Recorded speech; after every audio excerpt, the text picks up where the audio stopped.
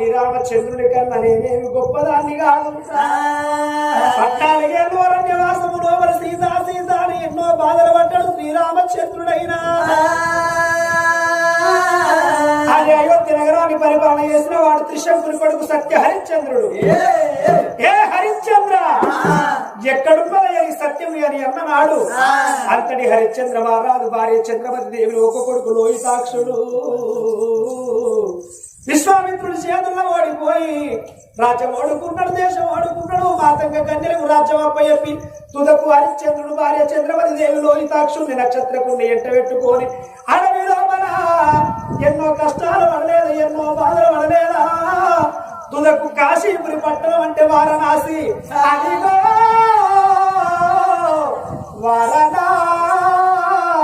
వారణాసి, వారణాసికి వచ్చిన భార్య చంద్రమతి దేవి